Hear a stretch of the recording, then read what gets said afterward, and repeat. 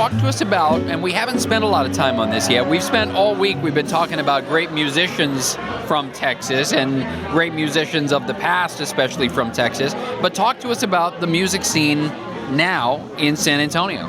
It's growing very quickly.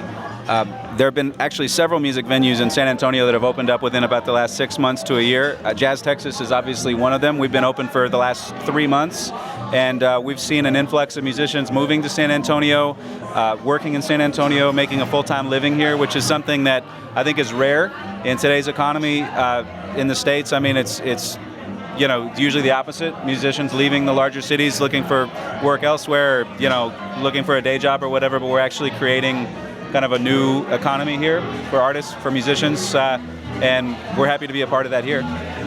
Doc, take us back to your love of jazz. When did this start for you? When I was just a little kid. I've been playing music since could barely, read and walk and everything. And so I've been playing both classical music and jazz my whole life. So it goes back, 30 years or so for me.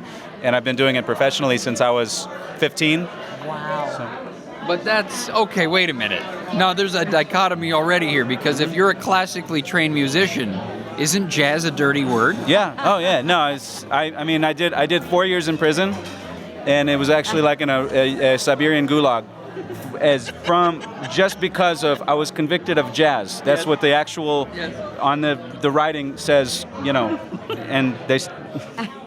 No, seriously. Actually, it's true. When I was in college and graduate school, getting my doctorate in classical piano, I wanted to also do jazz on the side, and so I would sort of sneak over on the off days and study with the jazz teacher there too, because the two departments didn't really commingle at all.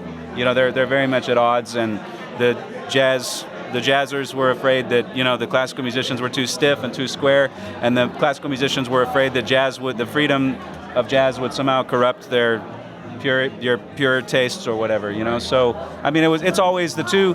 I think 50 years ago, 20 years ago, the two styles were very much at odds. But what we're seeing now is that they're starting to realize they're both basically doing the same thing, which is, freedom of expression and emotion, connection with the audience and things like that. I mean, jazz, classical, it's all, it's art. Mm-hmm. I'm looking around here at the crowds. What are your crowds typically? What are the people typically like? Are they jazz aficionados?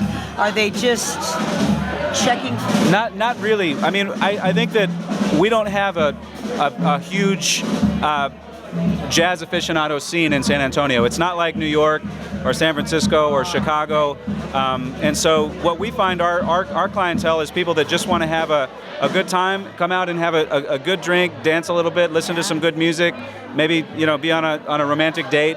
We don't really cater to the jazz purists so much as we do just to ordinary people that want to come out and have a good experience. And so we try and create that for them. And so far we've been packed almost every night. Nice. Now, I don't want to judge a book by its cover. I'm not going to do that. But I would be, and if you're watching this thing on our website, you already see where I'm going to go with this, judging a book by its cover. You got kind of a Michael Bublé thing going, which I'm probably not the first person to tell you that. I know. What is that? Right? So, what is that? Talk to me, Doc, about your particular style, yours. I mean, occasionally a comment like that will be made, so, but about my particular style with what?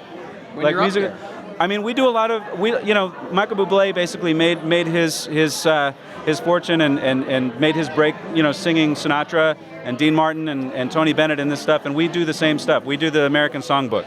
Cole Porter, George Gershwin, Irving Berlin, these old great tunes. So, I mean, we do a lot of the same stuff that Michael Bublé sings, just classic American Songbook kind of stuff. And so, I mean, he's an inspiration. I think, Michael Bublé, I think what he proved, because he came up not too long after Sinatra died, and Sinatra died and everybody thought, well, this music is sort of dies with him, but he proved the timelessness of it because he connected that music with a totally new audience.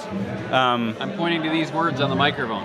Oh, timeless hits. Yeah, Because we're the radio station that plays Frank Sinatra and Tony Bennett and Sammy Davis Jr. I mean, we're the ones that keep that going, at least north of the border. I mean, I've staked my entire career on the notion that there's really no such thing as an out-of-date style or an out-of-date type of music. I mean, I think that as people maybe get tired and get bored of something, it becomes out of date because it starts to feel boring. But all it takes sometimes is a fresh face to come and reintroduce that same thing to a new audience, and all of a sudden it's fresh again.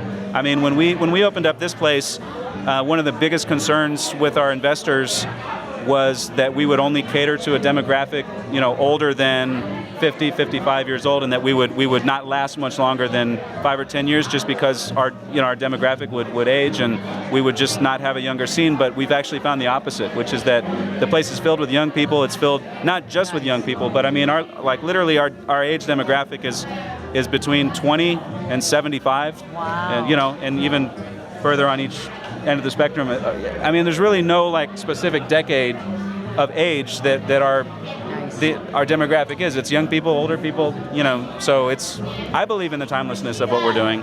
Listen, we're going to check out the sound in just a bit, but tell us about your band. Who's up there with you? Well, tonight I have a trio. It's a piano trio, kind of like Oscar Peterson. We do a lot of Oscar Peterson stuff. We'll do Oscar Peterson tonight. So it's me on piano. I've got a bass player and a drummer, and we're just going to be swinging standards, playing some blues, playing some pretty ballads, and just making music and having fun.